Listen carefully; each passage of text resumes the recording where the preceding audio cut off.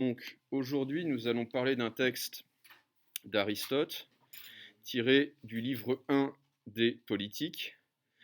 Le livre 1 est consacré à la société, aux différents types d'associations possibles entre les êtres humains. Et parmi ces associations, la plus naturelle, dit Aristote, c'est la famille.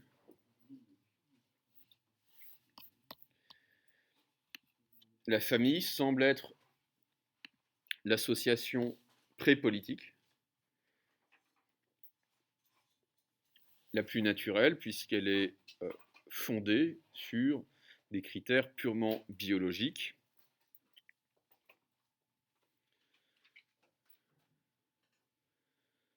Sur ce qu'on appelle, je crois, la méréologie, c'est-à-dire les liens du sang.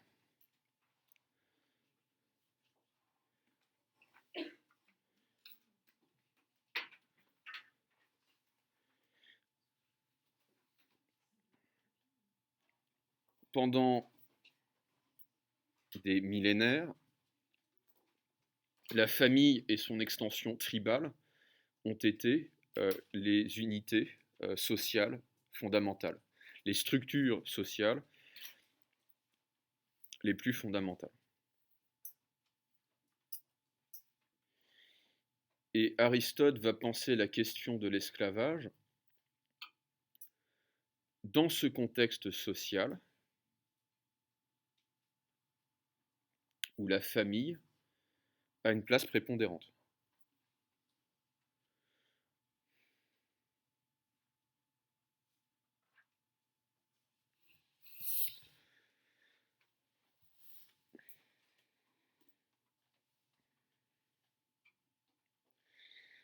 Aristote écrit à une époque où l'économie du monde grec est en train de se transformer de manière radicale. L'économie de cette zone, du croissant fertile et de la péninsule grecque, l'économie de cette zone, elle est fondée essentiellement sur l'agriculture, sur la culture des terres.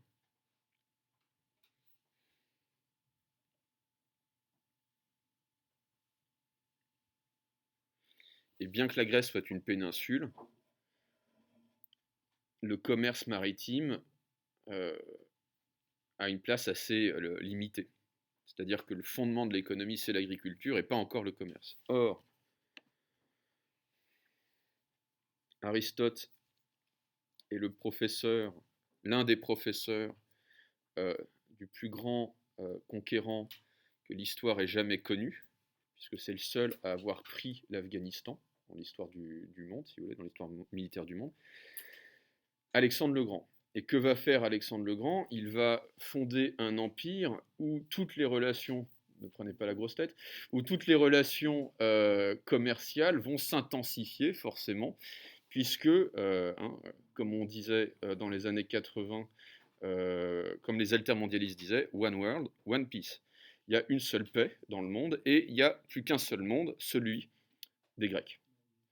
Et les relations commerciales vont s'intensifier à ce moment-là.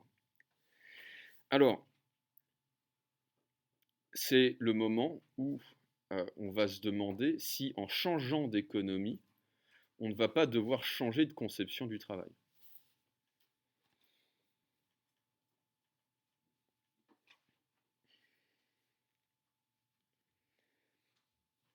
Qui détient le pouvoir politique dans les cités grecques?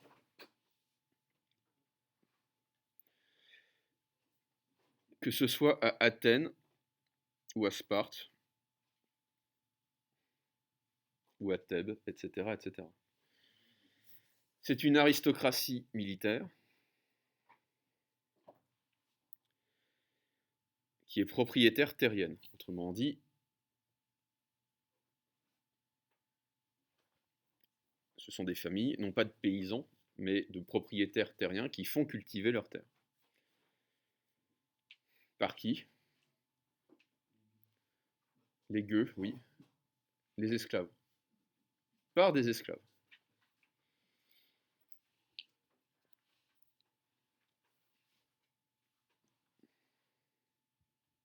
Mais à partir du moment où on va s'enrichir bien plus, si vous voulez, c'est l'histoire de la mondialisation, hein, on va s'enrichir bien plus avec le commerce maritime, avec les échanges commerciaux, avec les réseaux de routes commerciales qu'avec la terre,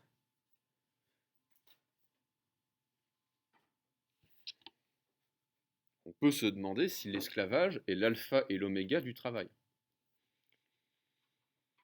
Si on fait plus d'argent avec le commerce qu'avec l'agriculture, en particulier le commerce des épices déjà, alors on peut se demander si l'esclavage est un modèle de conception du travail indépassable.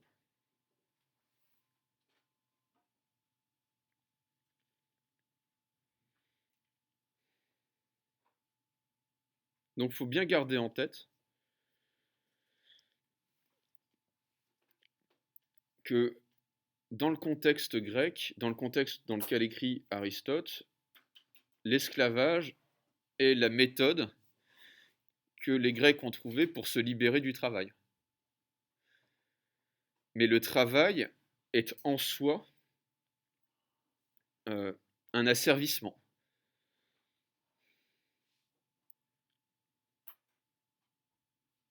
Une charge. Une charge qui ne permet pas, plutôt qui empêche, de se consacrer à la gymnastique, à la philosophie, aux sciences et aux arts militaires. Bref, d'être un citoyen à part entière.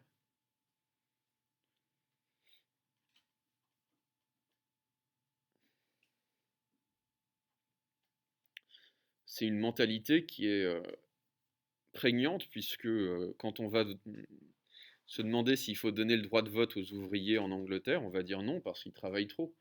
Et donc ils ne peuvent pas se consacrer pleinement à la chose politique. En tout cas, certains vont le dire, les plus conservateurs.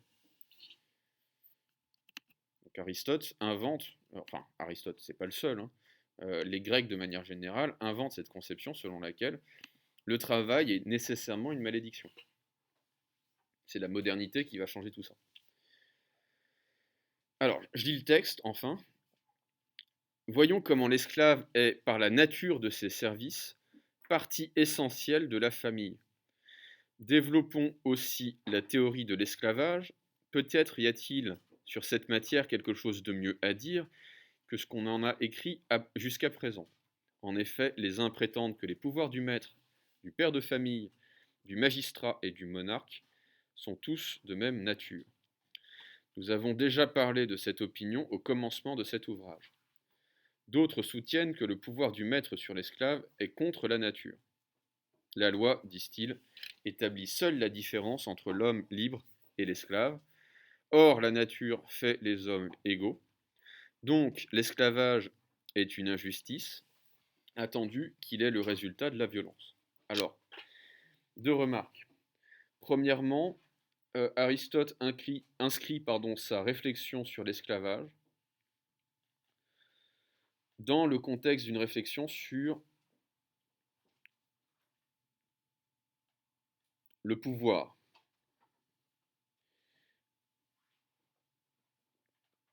Ou plus exactement, de l'autorité.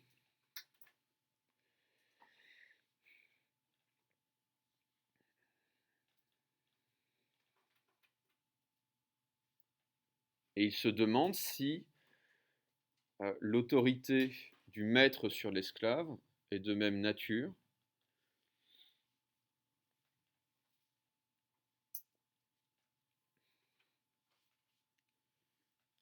que l'autorité d'un père sur son fils,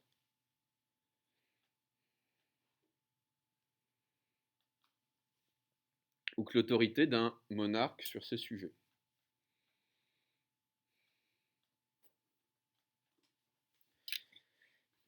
Et implicitement, la réponse est non. C'est-à-dire qu'il faut distinguer, comme toujours en philosophie, il faut distinguer la nature des services rendus par l'esclave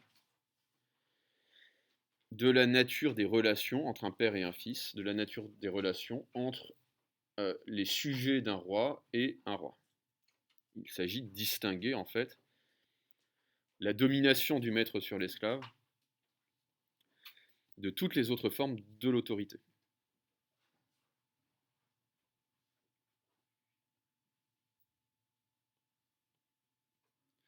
Le deuxième point, et c'est le plus important et peut-être le plus compliqué à comprendre, c'est que Aristote inscrit sa réflexion sur l'esclavage dans le cadre d'une pensée de la nature.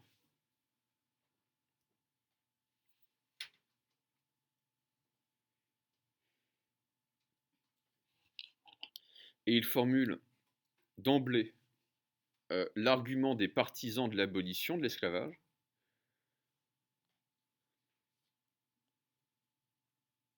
Ça aussi, c'est très intéressant, c'est-à-dire qu'on pourrait penser que, on pourrait dire, ah oui, l'esclavage était acceptable moralement dans l'Antiquité parce que c'était une autre mentalité, mais on voit bien que dès Aristote, hein, dès le IVe siècle avant Jésus-Christ, il y avait déjà des penseurs et des philosophes qui thématisaient l'abolition de l'esclavage, qui défendaient l'abolition de l'esclavage au nom d'arguments rationnels qui ne vont d'ailleurs pas tellement changer entre le IVe siècle avant Jésus-Christ et le XIXe siècle, le XVIIIe, XIXe siècle. Alors, que disent les partisans de l'abolition, les abolitionnistes avant l'heure? Ils disent que la nature a fait les hommes égaux. Or, l'esclavage rend les hommes inégaux.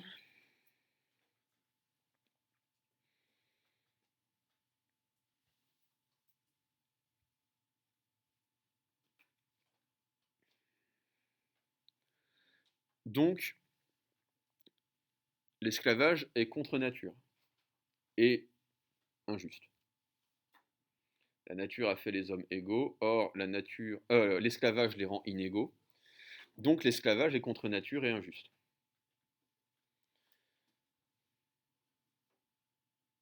À quoi Aristote va répondre? Deux choses. Il va formuler deux arguments à l'encontre de cet argument. Premièrement, il y a des autorités qui ne sont pas naturelles et qui ne sont pas injustes.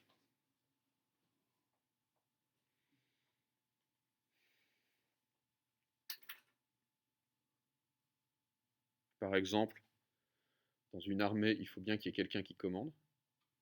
Ce n'est pas la nature qui fait le chef. C'est plein de procédures qui ne sont pas naturelles et qui ne sont pourtant pas injustes. Il faut bien qu'il y ait un pilote dans l'avion, on pourrait dire.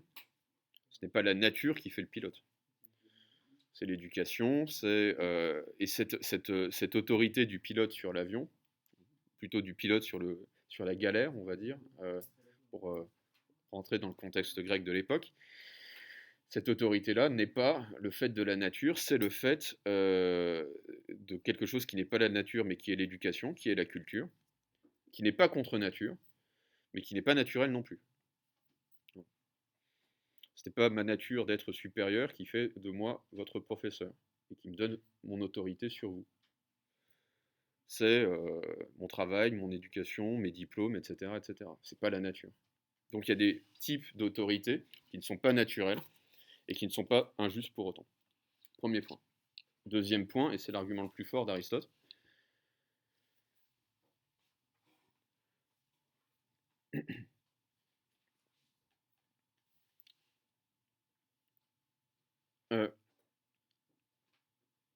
les hommes, les êtres humains, dirait-on, ne sont pas naturellement égaux.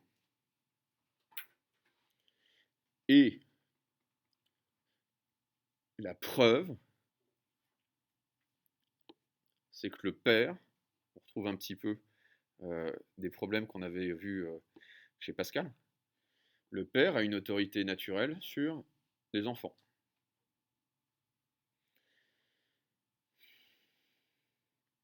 C'est vieux comme le décalogue, c'est vieux comme les 10 commandements. Tu honoreras ton père et ta mère, Tu honoreras ceux qui t'ont engendré. Pourquoi? Parce que tu viens après et que l'antériorité est un principe naturel d'autorité.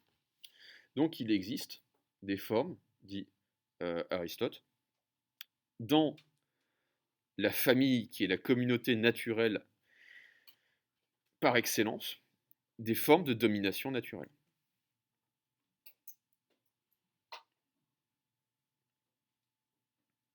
Et qui ne sont pas arbitraires, qui ne sont pas purement légales.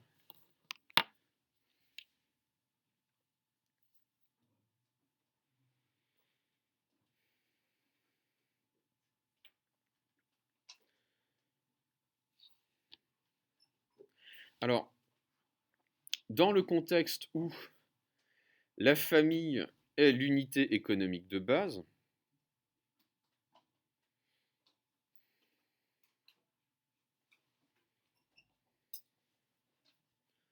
dans le contexte où la famille est l'unité économique de base et où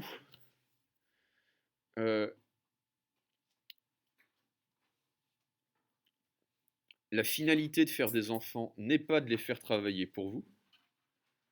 Le but de faire des enfants, ce n'est pas de les faire travailler pour vous nourrir.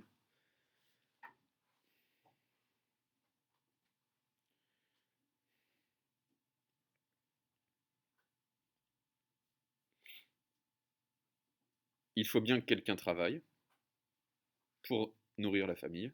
Eh bien, c'est l'esclave qui remplit cette fonction. Donc, je lis ce paragraphe.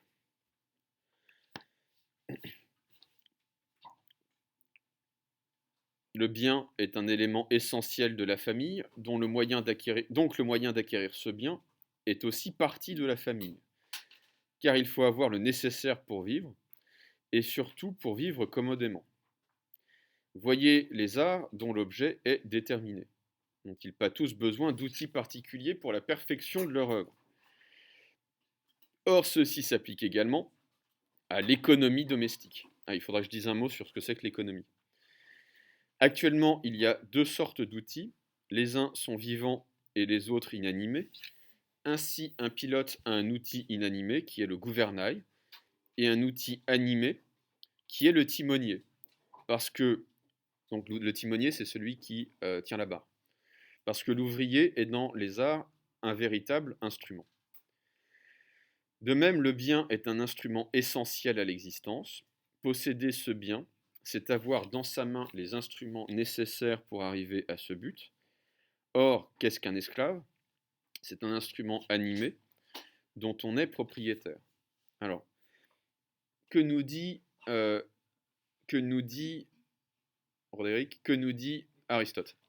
Aristote nous dit que la finalité de la famille est le bien, c'est-à-dire le fait de bien vivre, de vivre commodément, dit Aristote.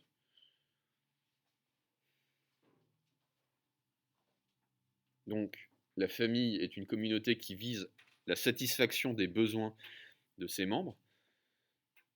Donc, le moyen de parvenir à cette fin fait aussi partie de cette famille, de la nature de la famille. Le moyen de parvenir à ce but fait aussi partie de la famille.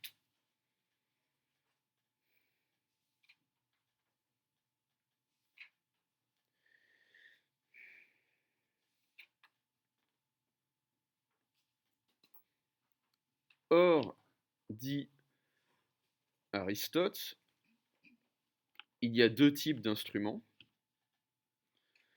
Les instruments inanimés, donc les objets, les choses,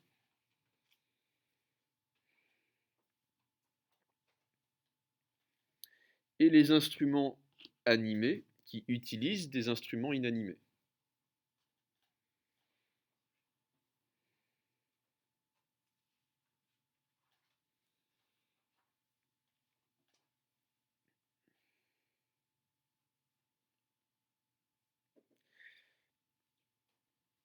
Aristote va prendre l'exemple du timonier qui, sur un navire, tient le gouvernail.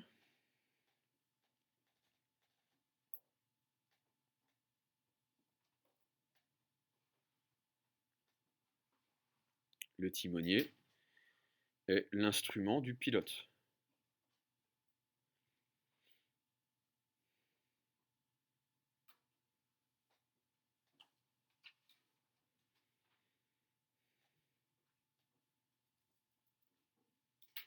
Qui est peut-être lui-même l'instrument de la vigie, etc., etc. Donc en fait, le travail, c'est une relation d'instrumentalisation.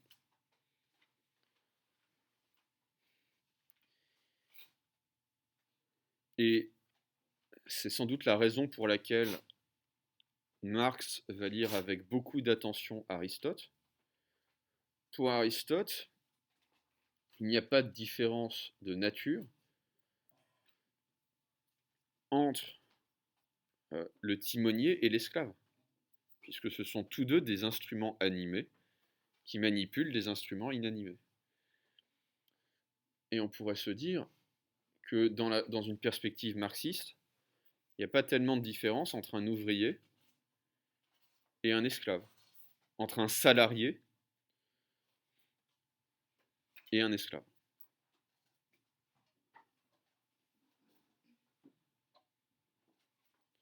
Le salarié bosse pour quelqu'un d'autre, il ne bosse pas pour lui. L'esclave bosse pour quelqu'un d'autre, il ne travaille pas pour lui.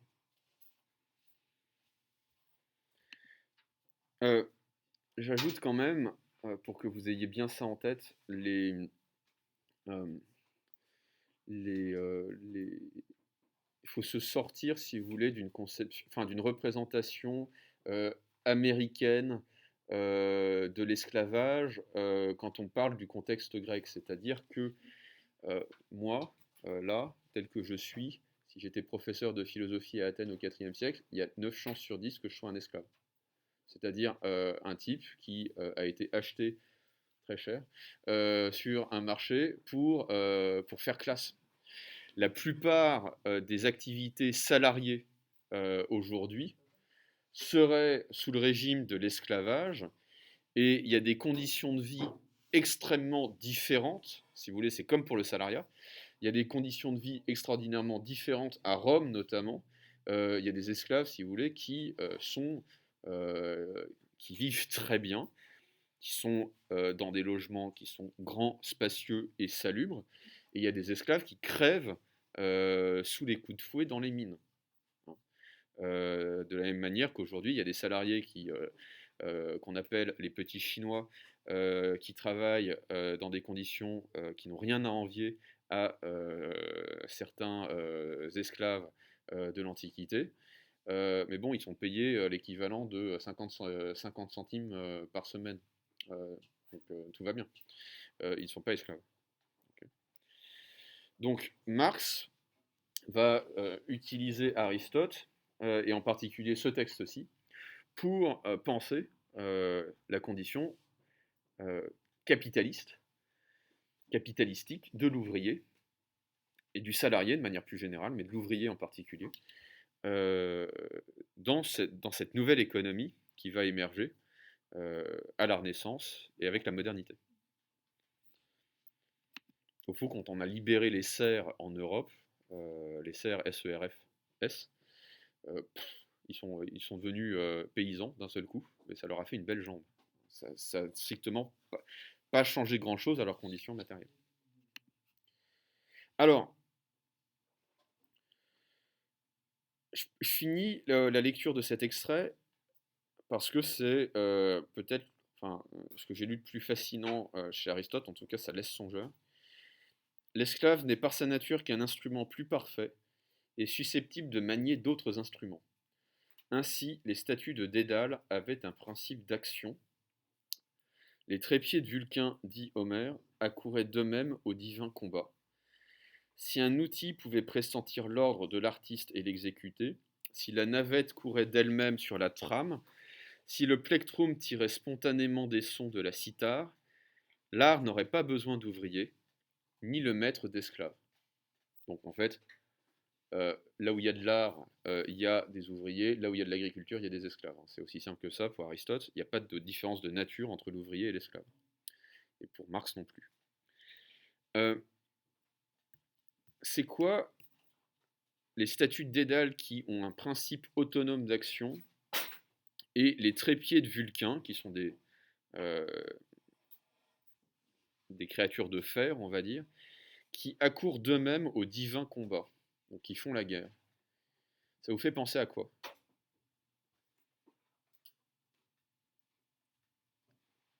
Des machines qui bougent toutes seules et qui font la guerre à votre place. Des automates, des robots, Terminator, oui, très bien. Bref, c'est la machine. C'est la machine, et c'est en particulier la machine autonome, l'automate, le robot. Que dit Aristote à la fin de cet extrait? Aristote dit que l'esclavage n'est une nécessité, l'esclavage n'est une nécessité que dans le cadre d'une économie particulière, qui est l'économie fondée sur la famille.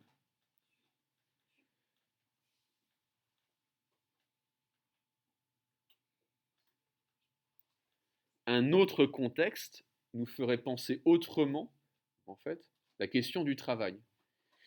Et cet autre contexte, ça pourrait être, alors évidemment c'est de la science-fiction dans l'esprit d'Aristote, ou plutôt l'équivalent antique de la science-fiction, c'est de la mythologie. Ce contexte, ça pourrait être celui d'une mécanisation du travail. Si on confiait le travail non plus à des êtres vivants, mais à des êtres mécaniques animés,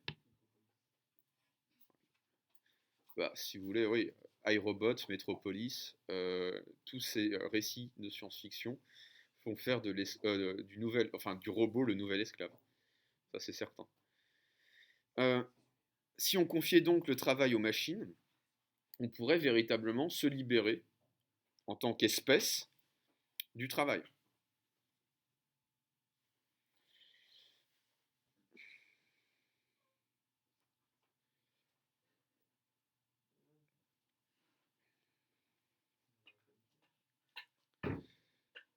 Alors, Aristote donne trois exemples qui, à mon avis, parce qu'on peut y déceler une gradation, disent quelque chose, signifient quelque chose. Aristote parle de machines de guerre. On pense évidemment, nous, aux drones.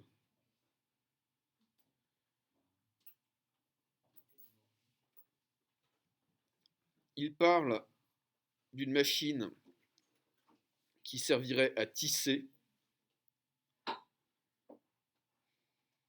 Donc on pense à l'industrie du textile.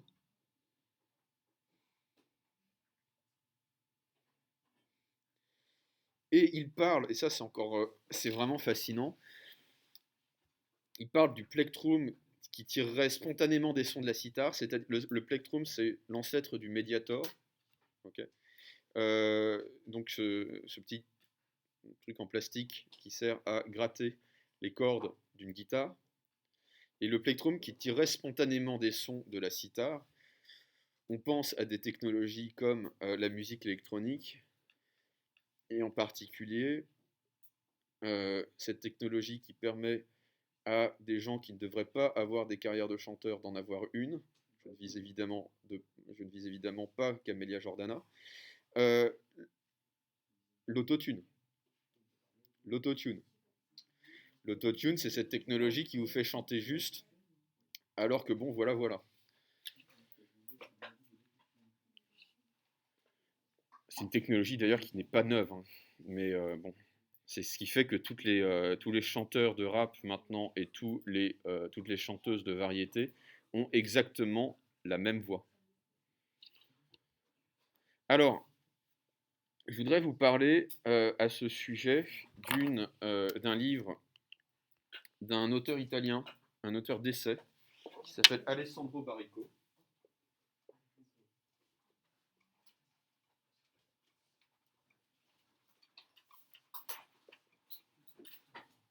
Alessandro Baricco, qui s'intitule Les barbares, essai sur la mutation. Les barbares, essai sur la mutation.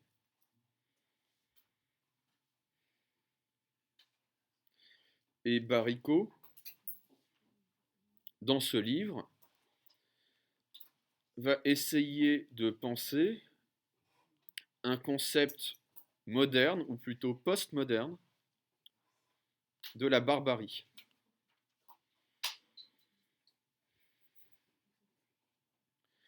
Et vous allez voir, c'est très lié à ce que dit Aristote. Qu'est-ce que la barbarie pour Baricco? La barbarie, c'est cette situation où une population va avoir accès à une pratique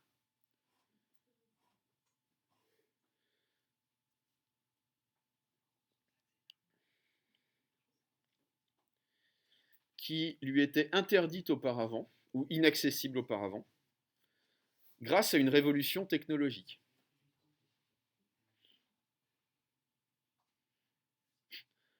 Typiquement le chant.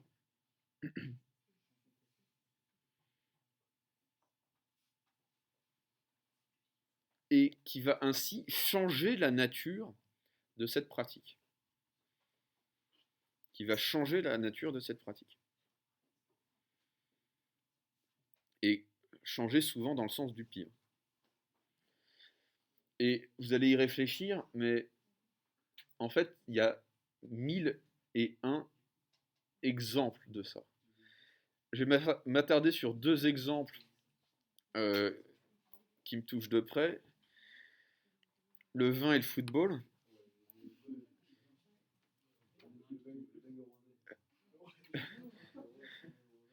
Donc Baricco explique dans un des chapitres de son livre que la culture du vin est une culture qui ne peut pas naître sur n'importe quel sol,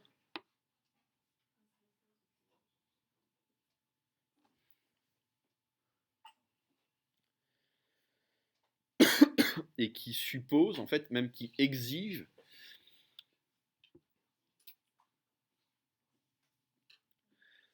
des méthodes extraordinairement pénibles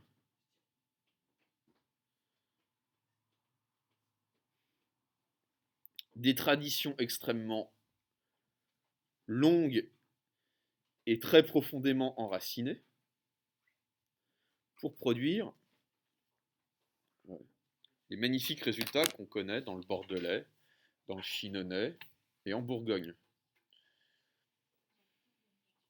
Bon, il paraît que les Italiens font du vin aussi. Je demande à voir. Non, il y a aussi une culture du vin en Italie, très modérément en Espagne, et il y a évidemment une culture du vin au Portugal. C'est le vin de Porto. Et de la vallée de cette rivière qui traverse Porto, ce fleuve qui traverse Porto, et dont le nom m'échappe. Il n'y a pas quelqu'un qui est meilleur en géographie que moi ici? Non, bon, ok. De quelle origine géographique est le vin le plus consommé aujourd'hui? Non. Non, pas encore, Dieu merci, mais ça va venir, hélas. Le Japon. Vous avez vu la surface du Japon? Non, l'Angleterre, non, non, non. Les États-Unis, quelle partie des États-Unis? Vous êtes nuls. Le Wisconsin, non. Pensez soleil. La Californie. La Californie. Or, il y a un léger problème avec ça, c'est que le sol ne convient que modérément à la culture du vin en Californie. Il y a des températures qui n'ont rien à voir avec celle de la France, c'est un climat quasi désertique en Californie, où il peut faire très très chaud en pleine journée et très très froid l'hiver dans certaines parties où on cultive du vin. Et surtout, il fait chaud tout le temps, quoi. Il fait chaud à Los Angeles, quand il fait moins de 10 degrés, c'est rare. Or, il faut qu'il fasse un climat tempéré pour produire du vin. Quelle est la révolution technologique qui va permettre aux Yankees de produire du vin? La climatisation. La climatisation, c'est précisément cette technologie qui va permettre à des barbares de conserver leur vin à température constante. Et ça va changer, dit Baricot, la manière dont on va consommer le vin, la manière dont on va cultiver le vin, et la manière même dont on va percevoir et penser le vin. En France, on ne pense pas le vin en termes de cépage, on le pense en termes de terroir. C'est le vin de Bordeaux, le vin de Chinon, le vin d'Amboise, le vin de Bourgogne, le vin de Champagne, etc., etc. Les côtes de Provence, ne buvez pas ça. C'est totalement différent aux États-Unis. On va parler de Cabernet, de Pinot Noir, de Chardonnay. Hein. Ça, la Carène avec son verre de Chardonnay, on connaît. Et aujourd'hui, un œnologue français dirait ça n'a aucun sens de comparer un Bordeaux et un Bourgogne. Aujourd'hui, en bon barbare, les Américains donnent des notes au vin. Vous comprenez? Ça a strictement plus rien à voir avec la culture du vin telle qu'elle s'est développée en Europe en général et en France en particulier. L'autre exemple que donne Baricot, on n'est pas un Italien pour rien, c'est le foot. Baricot explique que la culture traditionnelle du football telle qu'elle va se développer en Angleterre, en France, en Italie, en Argentine, etc., et au Brésil aussi, etc., etc., la culture traditionnelle du football, c'est une équipe qui repose sur les talents d'un meneur de jeu, d'un ou deux meneurs de jeu.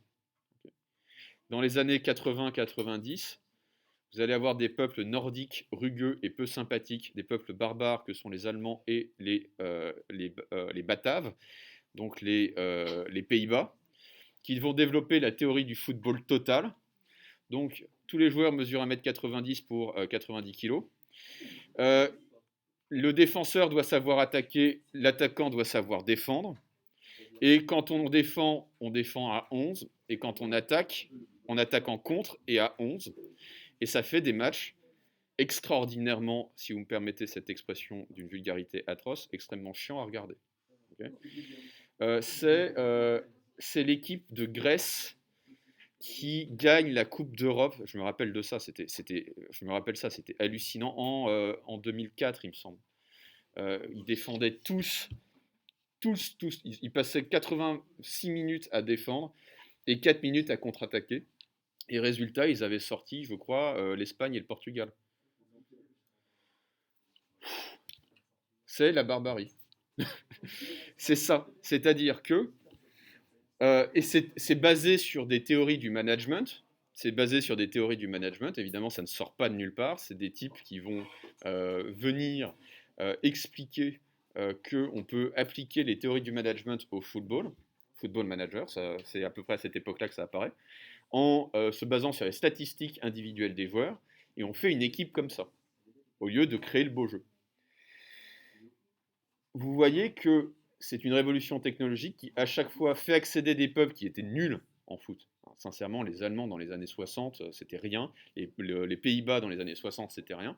Ils vont construire une équipe sur la base d'une révolution technologique qui est le management, okay, et ils vont dénaturer la pratique du football. Résultat des courses. Maintenant, c'est ça qui est dingue, hein. C'est que l'équipe de France joue comme ça maintenant. C'est les matchs de l'équipe de France, je ne sais pas si vous y prenez du plaisir, Mais c'est extraordinairement ennuyeux à regarder. Je préférais quand on perdait, mais quand on jouait bien.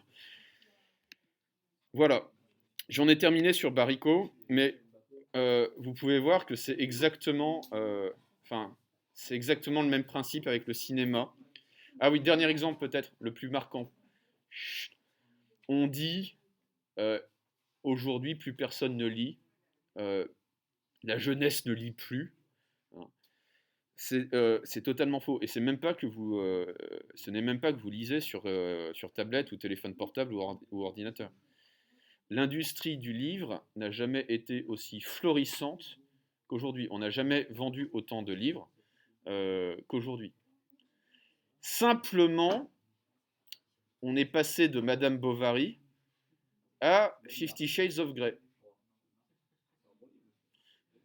Alexandre, vous me ferez une fiche de lecture sur 50 Shades of Grey parce que manifestement, vous avez l'air de vous y connaître.